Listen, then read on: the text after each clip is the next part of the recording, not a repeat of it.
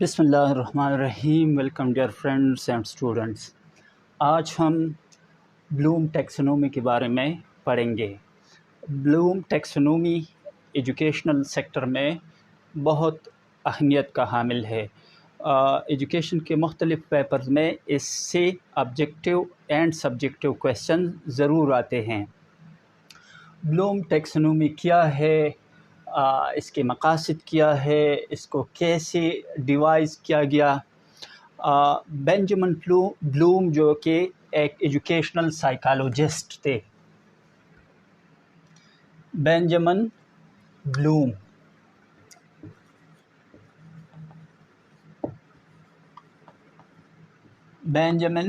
بلوم جو کہ ایک ایجوکیشنل سائیکالوجسٹ تھے، انہوں نے 1956 میں اپنے بک ایجوکیشنل آبجیکٹیوز فار لرننگ میں اس ٹیکسونومی کو ڈیزائن کیا، اس کو پبلش کیا.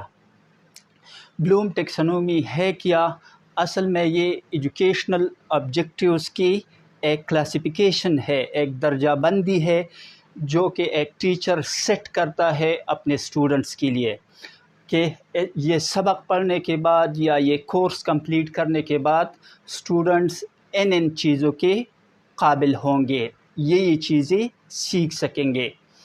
اور یہ ہیرارکیل آرڈر میں ہے، مطلب سمپل سے کمپلیکس یا آسان سے مشکل کی طرف بڑھتے ہیں اس کے سٹیپس.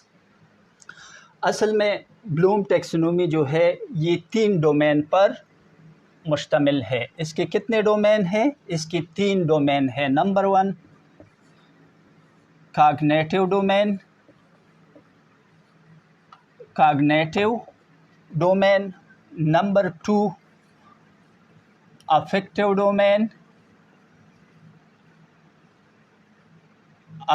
ڈومین اور نمبر 3 سائیکوموٹر ڈومین.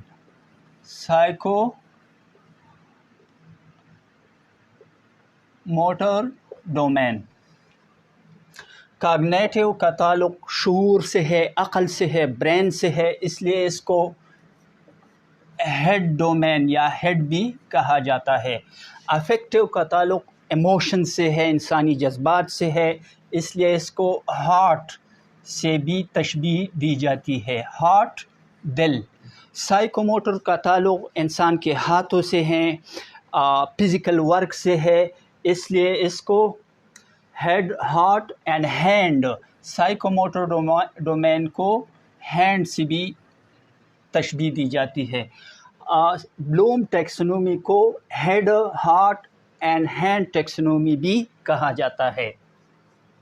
ہم آج ڈسکس کریں گے کاگنیٹیو ڈومین کو. کاگنیٹیو ڈومین جو اصل میں ابتدا میں جو بلوم نے اس کے پارٹ یا حصے بنائے تھے، درجہ بندی کی تھی کاگنیٹیو ڈومین کی، تو وہ کچھ اس طرح تھی. سب سے آسان یا پہلا سٹیپ جو ایجوکیشن آبجیکٹیو ہے جو ایک ٹیچر سیٹ کرے گا اسٹوڈنٹ کے لیے، وہ ہے نالج. پھر اس کے بعد کمپریہنشن. دوسرا سٹیپ کیا ہے؟ دوسرا سٹیپ ہے کمپریہنشن. تیسرا سٹیپ ہے اپلیکیشن. تیسرا سٹیپ کیا ہے؟ اپلیکیشن. چوتھا سٹیپ ہے انالیسز. پانچواں سٹیپ ہے سنتھسز.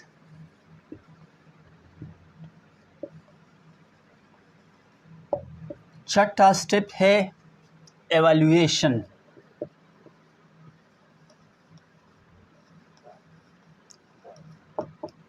یہ تو بلوم نے ابتدا میں اس کی یہ درجہ بندی، اس کو ان سٹیپس میں کاگنیٹیو ڈومین کو تقسیم کیا تھا. پھر 2001 میں بینجامن بلوم کے جو شاگرد تھے لارن اینڈرسن اور ڈیوڈ کیتھرل، انہوں نے ان کو یہ آپ دیکھیں نا، آپ جج کر لیے، سارے ناؤن فارم میں ہے. Knowledge, comprehension, application, analysis, synthesis, evaluation, یہ ناؤن فارم میں ہے.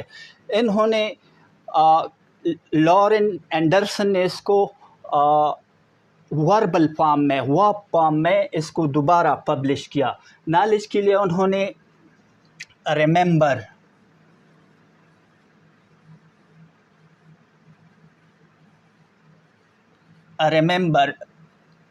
Number 2 understand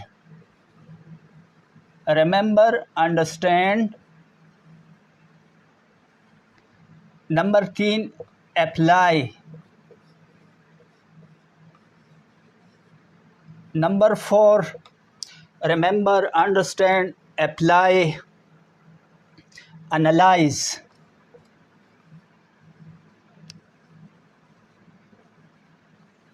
number 5 evaluate.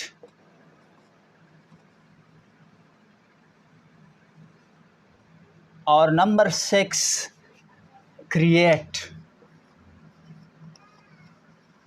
اچھا, پہلا سٹیپ جو ایک ٹیچر اپنے اسٹوڈنٹ کے لیے سیٹ کرتا ہے وہ ریممبر جسٹ سمپلی جب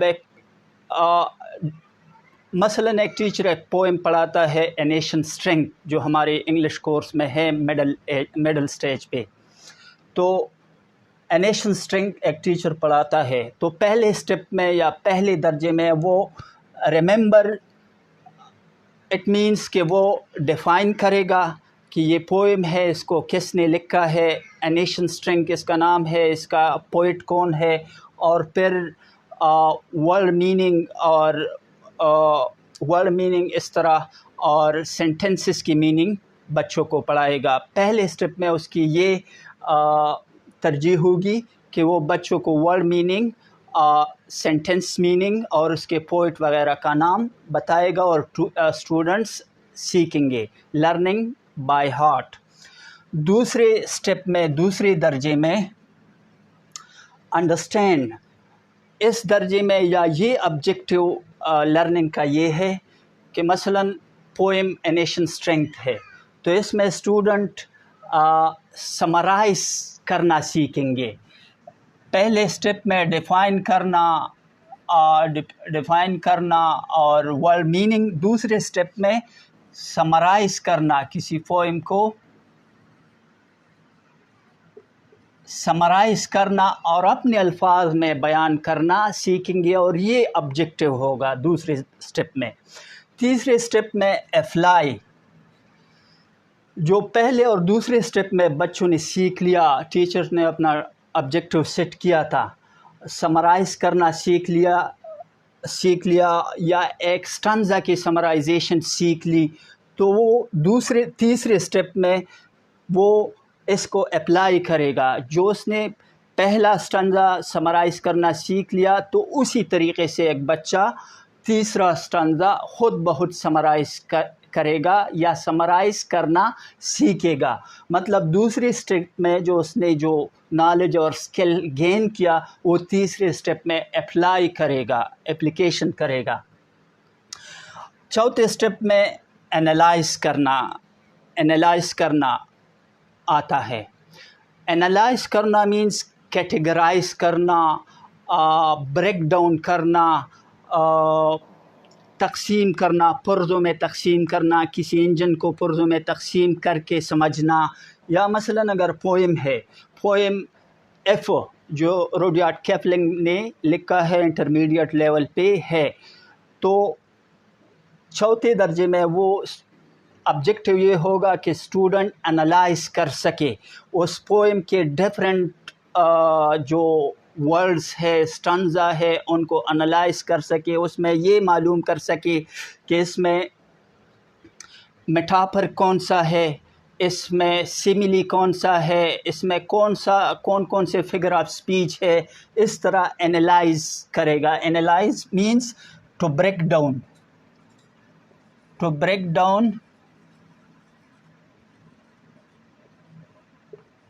in pieces.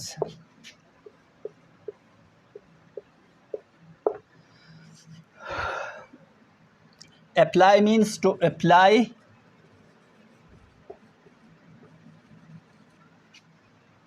previous knowledge یا already gained knowledge in new situation.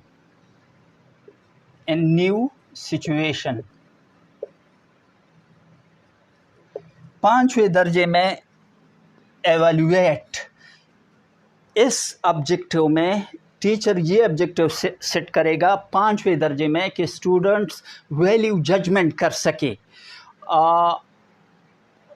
ایک سبق پرس کرے گریڈ 10 کے انگلش میں حضور نبی کریم صلی اللہ علیہ وآلہ وسلم کے جسٹس اور ٹولرنس کے بارے میں ایک سبق ہے. تو بچے پڑھ لیں گے نالج، یہ پہلا، دوسرا، تیسرا اور چوتھا سٹیپ بچوں نے حاصل کیا، یہ آبجیکٹیو حاصل کیے. تو 5ویں سٹیپ میں، 5ویں درجے میں اسٹوڈنٹس اس کو ایویلویٹ کریں گے کہ اس سبق کی ویلیو ہمارے لیے کیا ہے. مثلا ایک نیشن اسٹرینتھ ہے تو اس کی ویلیو ہمارے لیے کیا ہے، ہم اس سے کیسے فائدہ حاصل کر سکتے ہیں، یہ ہمارے لیے کتنا فائدہ مند ہے اور ہمارے ملک کے لیے کتنا فائدہ مند ہے. اس میں جو میسج ہے، جو پیغام ہے، وہ ہم سب کے لیے کتنا فائدہ مند ہے. تو ایویلویٹ 5واں درجہ، اس میں بچے ویلیو ججمنٹ کر سکیں گے کہ سبق کی ویلیو کیا ہے اور ہمارے لیے اس میں کیا ویلیو ہے، کیا پیغام ہے. 6واں درجہ جو کہ کاگنیٹو ڈومین کا لاسٹ کلاسیفیکیشن ہے، لاسٹ کیٹیگری ہے، اس میں بچے ڈیزائن کر سکیں گے. ویلیو ججمنٹ،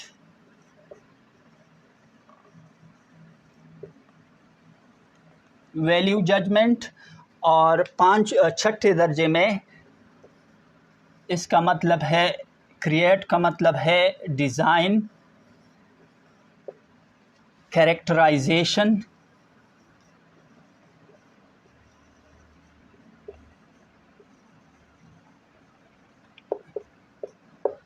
اصل میں الٹیمیٹ گول انسان کے پڑھنے کا، اسٹوڈنٹس کے پڑھنے کا اور ٹیچرس کی ٹیچنگ کا یہ ہے کہ بندہ کہ اسٹوڈنٹس ڈیزائن کرنے کے قابل ہو سکے اور اپنے کریکٹر میں لا سکے. مثلا حضور صلی اللہ علیہ وسلم کی زندگی، ان کے ٹولرنس اور ان کے جسٹس کے بارے میں اسباق ہے ہمارے انگلش میں.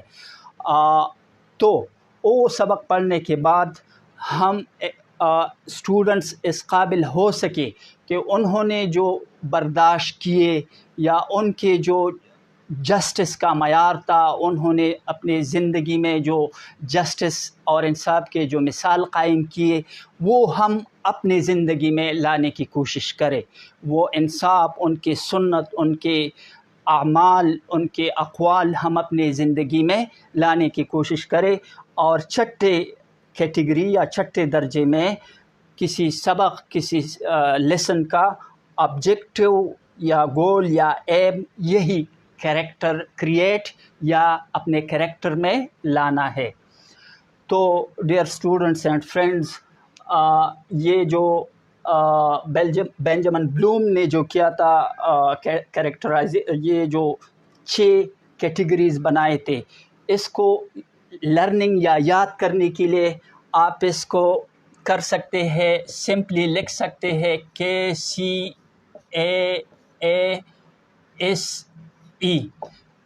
Knowledge comprehension, application, analysis, synthesis and evaluation. یہ لفظ KCAASE آپ یاد کر کے اس کی ترتیب کو یاد کر سکتے ہیں. یا پھر جو اس کے شاگرد لورن اینڈرسن نے جو یہ ورب فارم میں جو کریکٹرائزیشن یا درجہ بندی کی ہے، اس کو آپ RUAAEC یہ لفظ یاد کر کے آپ اس کو آسانی سے یاد کر سکتے ہیں. نیکسٹ ویڈیو میں انشاءاللہ افیکٹو ڈومین اور سائیکوموٹر ڈومین پہ بات کریں گے. والسلام.